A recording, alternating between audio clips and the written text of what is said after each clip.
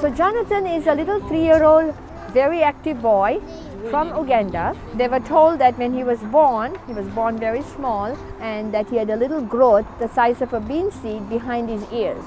And then his parents noticed that it was growing larger by the week.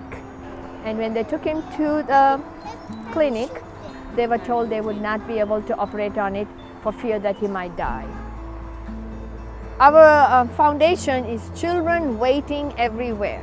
I had gone to the Home for the Disabilities run by the Good Samaritan Sisters. So as I was distributing the balloons to the children, Jonathan came running towards me and asked for a balloon. That tumor caught my eye, and I said, "Sister, okay, what are you doing with this? What's happening?" And she said that they can't do anything further because he might die if they try to operate it. And so if the sisters can't help them, then they go back to their village. I did not accept that, so I said, "Sister, give me any kind of information, medical records that you might have of him." And I brought it back to the University of Michigan doctors, who were very generous. They studied the case. ENT surgeon and the radiologist both kind of came to the conclusion that it was something they can handle. We are just so glad that the connection was made between Uganda and Ann Arbor, Michigan. Bye-bye, Jonathan. Where are you going? To Mott Children's Hospital. That's where you're going.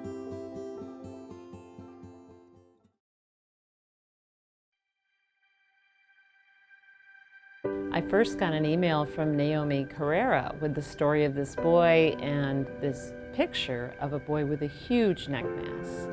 And I looked at him and said, well, this is a neck mass. This is my specialty. Let's see how we can help. But that really began a process of trying to evaluate something from across the ocean. So for me, it was really a big leap of faith, and that if there's any place that can take care of something this difficult, it would be at the University of Michigan.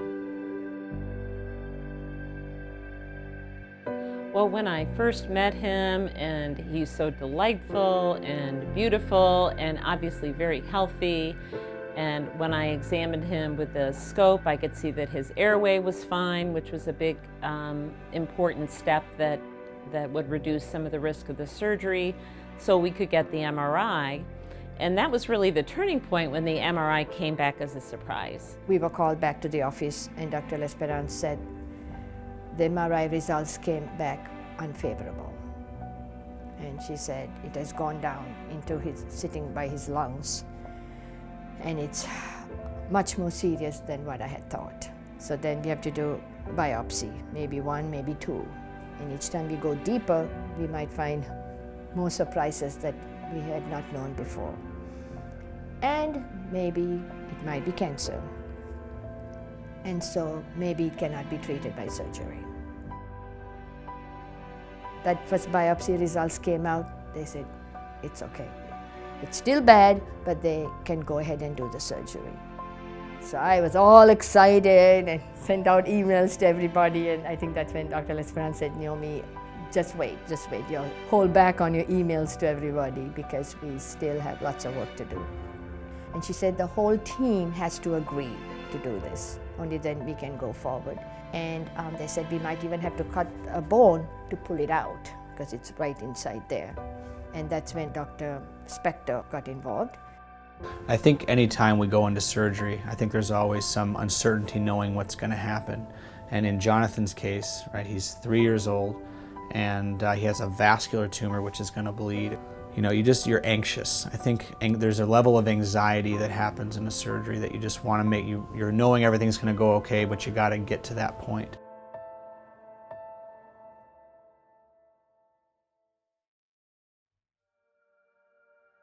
We really thank you for the assistance which you are giving us, because this thing is so serious, and I don't know how I can talk about it, but I think their fear was death. Going to America means, is he going to die there? And that's the fear that they had to overcome. No, he's not. We are going to help your child. He's going to come back home. His mom said through the translator that she didn't think he would survive the surgery, that she was fully prepared that he would not survive, and she was even planning on how she would bring his body home. This surgery was risky for Jonathan. And so there's these steps that we make, and we know they're kind of checkpoints as we go along, but we hope that they're all gonna, work out for the best. And fortunately for us, every time we had one of those points, everything seemed to fit in. So, the first thing we did was just do his biopsies. And so doing the biopsy confirmed the diagnosis that what we were doing was right for Jonathan. We had a big breath of relief in the surgery. And so once we freed it up off the blood vessels, once we were able to come through those attachments, the tumor stopped bleeding.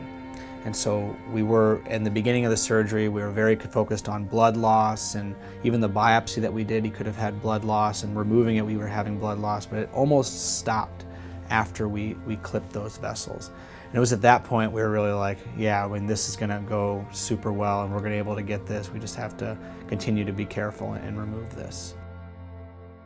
So only at 5:30, Dr. L'Esperance came, and she said, "You want to see the tumor?" She had taken a picture of the tumor. And she said, "Are you sure you want to see it?" I said, yes, as long as it is detached from the boy, I want to see it. And there it was like sitting on a tray or what, I don't know. There was this tumor, detached from the boy. And she said, as it sat there, it was like shrinking little by little because now there's no blood feeding it. And when I saw that, I went down, they have public phones there. I ran to the hallway, picking up and calling everybody, it's done, praise God, tell everybody it's done, it's finished. We saw the tumor detached from him, the doctor just gave us. And then that's when she said, now go upstairs and wait. The Dr. Spector will come to give his version. Yes. He's sleeping comfortably. We removed the entire mass. We had to give him a few blood transfusions, but he was fine the entire case. Thank you so much. You're welcome. Thank you, Jesus. Thank you, Jesus, in my heart. Thank you, Jesus. Thank you. When I saw Jonathan's mom in the recovery room, that's when I first really understood the implications of this surgery for Jonathan. And so him being able to be back with his family and having friends and going to school, I just had no idea of the differences in culturally of what this meant for him. And so that was really an amazing feeling, knowing that he'd be able to go back home and just have almost a new life in front of him. So.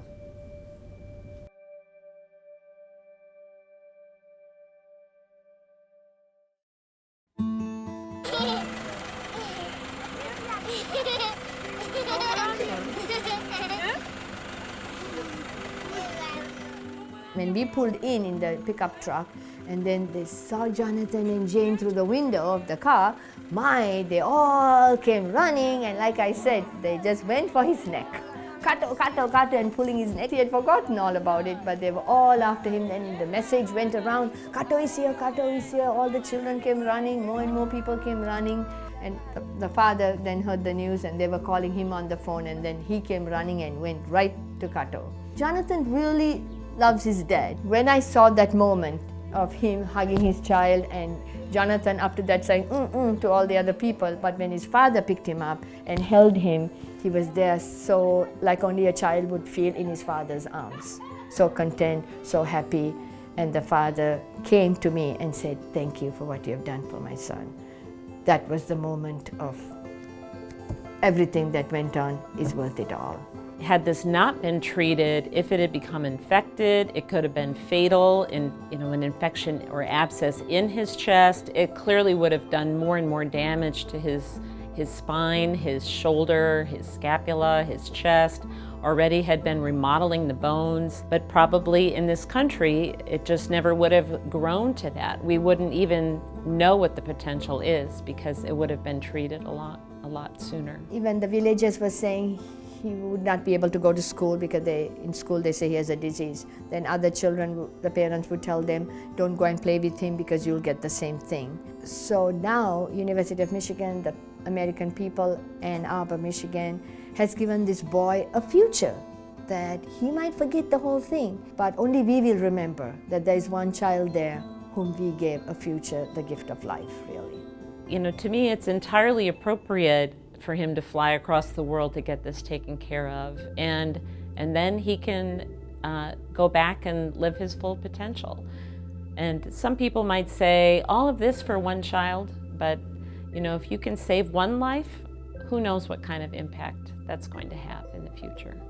The one word is joy. Joy, joy, joy. Like you can see, I'm the one shouting, I'm the one singing. Joy, joy complete, joy. Thank you, Jesus. Thank you, all my friends in Ann Arbor. Thank you, University of Michigan doctors. If that is not a miracle, what is?